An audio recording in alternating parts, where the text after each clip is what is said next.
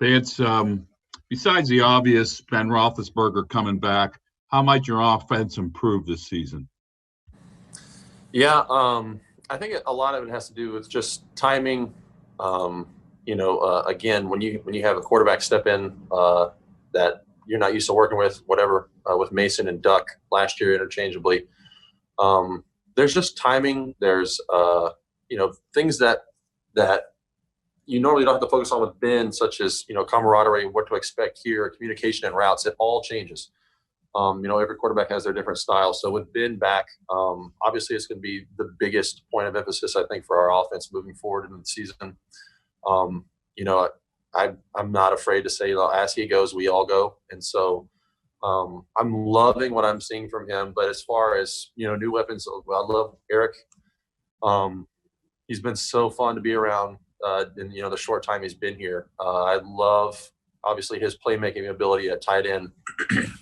So it'll be really awesome to see him fit in. And obviously, everyone is going to thrive with Eric on the field simply because of the threat that he is, and he's going to have to pull, a bit amount of attention from the defense. So I think it'll be fun, definitely seeing what he can do this year. All right, we'll move on to Mike Prizzuta. Mike, go ahead. Vance, can you just follow up on why you love Ben? What are you seeing? What is encouraging you, and how close do you think he is to "quote unquote" all the way back? I would say he's all the way back for sure. I think I touched on this, in an earlier interview, but Ben is the fourth year I've been here, and this is the first, not the first time, but this is the most I've ever seen Ben in terms of his hunger for winning a championship. Not to say that he didn't have it in the past, but I can respect the idea or the assumption that, being down last season made it all more real for him. And being able to go through, a very heavy surgery for a quarterback thrower such as him, and to be where he is right now, it's made him so hungry. And the way that he attacks the day is just different than I've seen him, since I got here in 2017. So I'm loving the leadership from him. I'm loving, again, just that hunger and the fire. And I think that you will notice that trickle down to the entire offense as you see us kind of get starting rock and rolling here. Obviously, first day of pads yesterday, but guys are just just flocking to him. Again, the hunger is real from Ben. Definitely, obviously, probably because he missed last year. And I think it's awesome to see him come out every single day. It's awesome to see that Ben, especially definitely having him back there. It's been really fun so far with him. All righty, we'll move on to Brooke Pryor of ESPN. Go ahead, Brooke.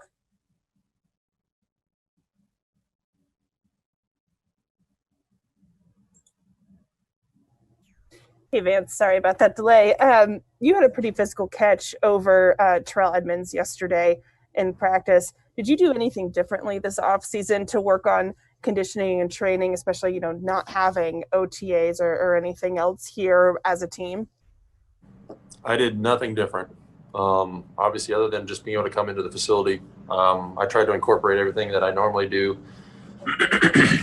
I had an isolated location, obviously, with COVID. I could joke and say that I was throwing my kids up 20 feet in the air and catching them, but that's about, joking aside, that I really didn't do anything different. I told Eric yesterday, I joked with him and I said, "You were the missing link." Eric gets here and makes all these, great plays at tight end, and it's just only going to elevate, I think, not only myself but everyone on the field. So I'll just take that joke and run with it. Eric's the missing piece. So expect me to dunk on everyone this year now that we have Eric on our team. All right, we'll move on to Jarrett Bell. Jarrett, go ahead. Hey, Vance, how you doing? Doing well, thank you. Good. Hey, I'm curious about how players will react to playing in half empty or totally empty stadiums. They're, team by team, a lot of differences unfolding now in terms of what the stadium capacity will be. what does it mean to you to play in front of a live audience, and how do you think that's going to affect the game? Yeah, I have just like a lot of conversations about this topic, actually, just with friends, like during the off season. Even my wife. Like I think as I just look at it very generally, like I think players either fit into two categories. Obviously, there's different extremes of those categories, but either the crowd and the noise and the anxiety and all the arousal that brings about is good for the player and they thrive with that energy and excitement, or it is a huge distraction. And so I find myself getting a little I don't know. I try to describe it like when I'm playing in front of a huge crowd, it only hurts me. I would say for me personally. Not to say that after a big catch or, a physical hit where I come out ahead, it's not electrifying to have, a stadium roar for you in that moment. But I just think overall, you're going to have players that really suffer from that because they rely on that excitement. They rely on that momentum from the stadium and the crowd, the fans. And then you have other players that it's just going to allow them to play in such an objective space where their assignments sound, their techniques sound, because literally all they're thinking about is the man in front of them. They're not having to fight noise, this and that. And so I think, just from a very general perspective, that's kind of the case, I think, this year. And I guess that's my take on it. All righty, let's go to Jerry Dulac. Jerry, go ahead. Hey, Vance, not to beat the Ben thing to death, but when you first saw him throw, were you surprised at how good he looked, and how have you just generally seen his progress in the 3 or so weeks here so far? Yeah, there was a couple of times during the offseason that we held kind of an off-site practice, and I can remember being around some of the guys and just like watching them, and you could tell he was really interested in trying to like push, not necessarily like the limitations, but to just like push some of his throws and some of his arm action to test it. And I don't know whether to build confidence or whatever it is at that point of his rehab or recovery. But he was making some insane throws, like off of his back foot, cross field, to like Deontay Spencer just like running, Deontay Johnson just like running throughout the end zone to like the back pylon. And I just remember like in that moment thinking like, golly, like he is really back. Like it's just crazy and awesome to see. Because Ben and I were close. I mean, I share a locker next to him. I know how frustrated he was last year. I know how bad it killed him to know that the thing that was bothering him in the Seattle game was as bad as it ended up being, and that it required surgery and stuff. And so you just think about like that's months and months and months of this piled up energy, anxiety, stress, frustration. I mean, everything. And then you get to the moment where you're finally around his teammates again, having, spent the entire offseason, getting to a point where he's actually starting to throw. And all of a sudden he's just like this cannon and he's just ready to explode and ready to go and shoot. And you get us all out there on that field. And it was so fun to see. I distinctly remember talking to some of the receivers. I was talking to Eric too. Like, dude, this is so fun to see Ben like this. Like he's pushing his arm to the limits, like just really, testing to see what it can do, and obviously having like a really fun time because everything was a positive note on that day. And so it was really cool to see. All righty, let's go to Tim Benz. Tim, go ahead. Vance, one area where the team could probably be better this year is getting off to a fast start. Septembers have been a bit of a challenge for you guys over the past few years. Have the coaches emphasized taking what you're working on in training camp so far and applying it faster? And how hard is that given the herky-jerky nature of the workouts in the training camp this year? Yeah, Coach Tomlin's been preaching this message in meetings and things like that. And there's a certain expectation, and it's different for every individual, coach and player, of where you're supposed to be, what's today, August 18th. And so it's really important to settle your mind more or less, because everyone is on an even playing field. And again, like this is something Coach Tomlin talks about every single day. Like we can't run around with our heads on fire thinking we're super behind because everyone's behind. Yes, the workouts are, wacky and unexpected and frankly, it's a new learning curve for everyone.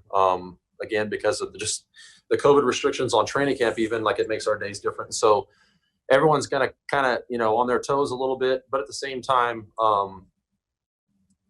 we have to take advantage. That's the other message that Coach Tomlin preaches. You have to take advantage of this moment because a team that doesn't take, the wild and strange training camp and all the lack of reps that they missed during the offseason, they don't take that seriously and they expect to roll into week one, and shake the dust off, the rust off really quickly, I think are the ones that are going to get kind of caught with their hands up. So I like that message. I like, it's a great reminder every single day to know that, hey, we don't have to freak out because we, lost, I don't forget how many reps he said, like 600 reps or something like that during an off season.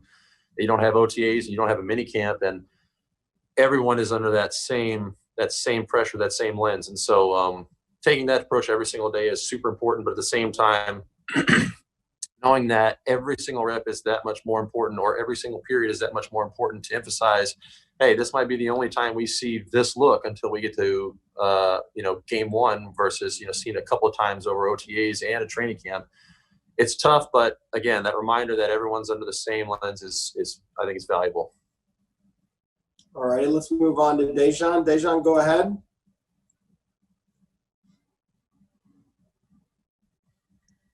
Vance, there's going to be a lot of focus and a lot of emphasis, obviously, on Ben being back. But when you look around at the rest of this offense, yourself included, the tight end position, the running backs, the wide receivers, what possible reason would there be for this offense not to be very good, not just improved over last year, but very good? Yeah, I mean, I completely agree. Like at the 8th year of my season, I've been around a lot of receivers, and obviously the NFL has a ton of moving parts, and there's a bunch of guys coming and going all the time, and so you end up seeing a ton of talent, a ton of potential. But yeah, man, when I just look at our receiver room, like it's crazy. Juju to me is always like just young Juju, but like at the same time, he's not young anymore. In fact, he's the veteran of the room. But you just see like guys, Juju, Deontay, James, Switz, who else am I missing? Anyway, it's just like, it's crazy.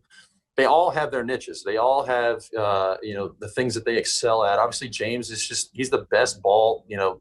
He can go get the ball anywhere in the air, and it's crazy to watch him. Deontay runs unbelievable routes. Juju is just Juju. It's fun to see, Chase Claypool and just seeing some of the things that he's capable of doing. And I just think, like, exactly like you said, like there's no reason with Ben at the helm, back to 100%, back being Ben with this crazy hunger for going and winning it all. Like, I just don't ever see us not having just a very explosive offense. Then you go into our backfield and you look at James Conner and Jalen Samuels. Look at what some of the other guys stepped in and did last year. And it's just like, not only is there going to be a hard decision in that room for like the third back, but you have like dual threat backs that can line up in a slot like Jalen and James both. I mean, they're receiving threats and running threats, the same way Le'Veon was when I first got here. And you just have two complete backs in those first two guys. And then you look at the addition of Eric, and it's just, yeah, I mean, all around you, there's no way that I could ever, objectively, remove me from the fact that I'm a Steeler. But like, I just don't see how our offense cannot be super productive and, be one of the top offenses in the NFL. So I think the excitement is obviously, everywhere here in our building. The potential of what we know that we can reach, the numbers that we know that we can put up. Obviously we're excited, and again, you had to like keep a lid on it too, because we obviously had a weird off season. So you get back to camp and everything's being rushed and everyone's really excited, ready to jump around. But at the same time, it's like these COVID limitations are kind of crazy. So we're taking what we can get though. All right, we got time for a couple more. Let's go to Chris Adamski. Chris, go ahead. Hey, Vance, I don't know if you're the type to set goals or not, but one thing, you know a lot of things in your career. You haven't played all 16 games of a season. Is that something you strive to do? And is there anything you can do for that, or is it just like, hey, it's bad luck, it sucks, but I haven't been able to do that yet? And has there been any frustration that sometimes it seems like a lot of times in Pittsburgh you've got momentum, a few good games, and you have to sit out a game or something? Has that been a source of sort of consternation in your mind in your career?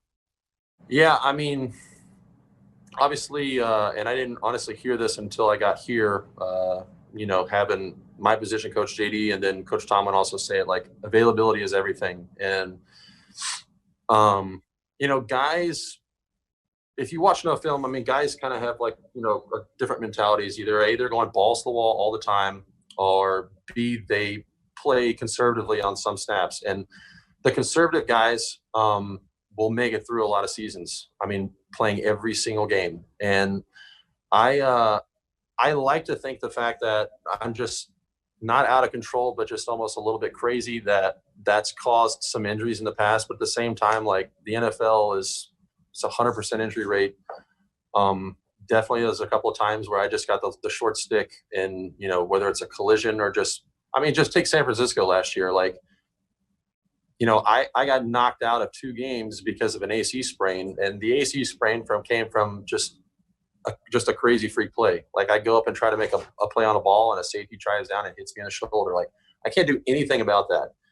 In fact, I can't see the guy coming because my back is to him, and I'm literally just up in the air, and as a defensive receiver. So there's collisions like that you can't get around in football. And obviously it's not something that just sat around. It's like, hey, let's be conservative. I don't want to play this week because I don't feel great. No, I'm not 100%, and the guy behind me is 100%, and his 100% is better than my 60%. And so it's just one of those things at the end of the day that you weight it throughout the week, and it's like, can you contribute to the team? Sure. But is the guy next to you ready to go? Does he know his assignments, and can he contribute better? Yes. So let's just sit out. So it's a give and take thing. It's obviously frustrating. I definitely want to be able to play 16 games before, I would call retirement. Like, I would love to have that goal. I would love to have that box check. But at the same time, I'm not going to get down and put too much weight on the fact that I haven't played 16 games where it's going to cloud my day, bring me down, mentally or anything like that. Obviously, it's a goal I'm working for. Availability is everything. But at the same time, like, I just want to contribute every single day and get better every single day, regardless of what ends up happening. All right, we'll wrap it up with Will Graves. Will, go ahead. Hey, Vance, just to sort of piggyback off what Jared asked you earlier about the crowds and stuff, in a weird way, might it be an advantage for teams that don't traditionally have the fan support that you guys might, if you're playing in a team that is not used to having 70,000 people there, that it might be a more or less of an adjustment for them than it might be for y'all? Yeah, and so again, like I said earlier, I had a lot of conversations just about this, and that was one of the things we definitely touched on. Like, think of a team that, like you're saying, doesn't have a whole lot of home fan support, and it might be in a popular travel area where they get a lot of fan support, like with visiting teams, and it's like they're at a disadvantage even in their home stadium. And so, again, you're just removing all of those variables, those moving parts. And I think, I don't know what the rules are either about pumping in sound, for those stadiums that are empty, or whatever it is that we're going to see when we get to that point of the season. But it's obviously gonna play a role in football. Like, and again, you just zoom out and you look at all the things that it could possibly affect. You're talking snap counts, you're talking defensive communication, you're talking signals. Every single thing, that noise, amplifies or it restricts, right? Like, so if a corner or a safety or a linebacker or something like that, with a ton of fan noise, they have to put a lot of energy in making sure that the calls or adjustments are being echoed to the entire defense, rather than just saying it one time. And now all of a sudden you're freed up to look at the quarterback. So in our example, you're looking at Ben, and you're looking at all the signals Ben could possibly be giving our receivers, or you're looking at all the things that the whole line was saying. So it's like everything happens faster and more efficiently, in terms of communication without that noise.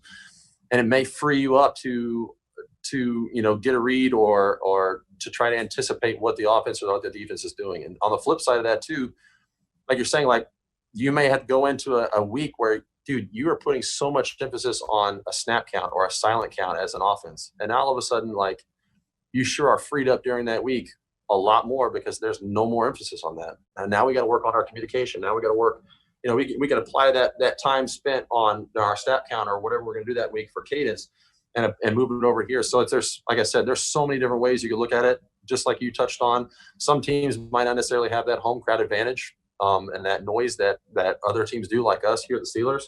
And so I think, again, it's just going to be way more of an even playing field in that regard. So obviously, like I said, it's going to affect the game one way or another. It'll be interesting to see how it happens and plays out throughout the season. Hey, JD, how are you? Good. How you doing, Mark? Pretty good. Hey, with the addition of Ebron, will we see more of a traditional 2 tight end set this year? And if so, is that advantage of that formation and is because of how vanilla the defenses have to be with 2 tight ends on the field like McDonald and Ebron? Well, I think that's a good possibility, but with what we've gone through with this off season, we're really in person really for the first time, and we kind of evaluating things and trying to see what's going to fit. And I think that's definitely a possibility, and I think it's an advantage for us if we can get the situation where we got 2 tight ends on the field. But the main thing is Pittsburgh Steelers winning. We'll just evaluate all the talent that we got and see what gives us the best chance to win on Sundays.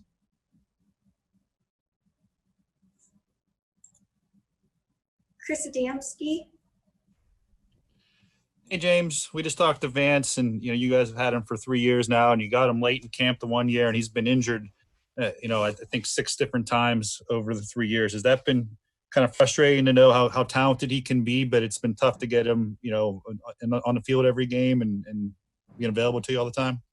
Well, the most pleasant thing to us has been, we got him 3 years ago, and if you look at the play time, his snaps have gone up each year. So we're working towards being full time, but where he plays and with the recklessness that he plays, that's going to be some of that sometime. But he's a full speed, good player every time that we have him on the field, and I know it's his intention to be available for us every game we can possibly play. So you can't get frustrated because that's the game of football. You can't determine whether you're well or not. All you can determine not is the attitude and the speed that you play the game with. And I like the speed and the violence that he plays the game with. Will Graves. Hey, JD, Vance also was sort of joking, but he called Ebron the missing link. I'm just sort of curious, what does you've been around here a long time, what does Ebron bring to that group that maybe you haven't had for a while? Well, I think his Ebron's calling card for the time that he's been in the league has been pass catching ability, and he's got some quickness, a little speed, route running stuff that a lot of guys don't have. So I would think that will be what we expect him to bring to the table. Brian Batko. Hey, yeah, we kind of know what Vance and Ebron bring to the table. I mean, they've been in this league a long time, but wanted to ask you about a younger guy in Zach Gentry, the progress that he's making. And specifically, I mean, when you swap someone like Nick Vannett, who's more of a blocker reputation, for someone like Eric, who you said is more of a pass catcher reputation, how much more emphasis does Zach need to put on his blocking ability going into year 2? Well, we sort of took last year for Zach as a redshirt year, and we were pleased with the way he approached it, and we think he's improved some on all his fundamentals, not just the blocking aspect of it, but also the pass catching aspect of it. And to be honest with you, we expect it to be even better this year. And we lay it out there, and I think there's definitely a need for it to be better, and it has to be better because we're looking at some competition. Zach's good. Zach was active last year. We also had Karen Rader on the practice squad last year, and we got a young man here named Dax Raymond now, and these guys are competing, and they know we put it out there up front. They're competing, and we're gonna see who's the best fit for getting done what we needed done in the room. Jared Bell. Hey, Coach, how you doing? Good. How you doing, Jared? Good. So, given how weird this year has been, having the off season wiped off, coming back in the fashion that you have, what do you project the impact will be this season in terms of the quality of the game? And where are you most concerned as a coach to have your guys ready to thrive in that environment?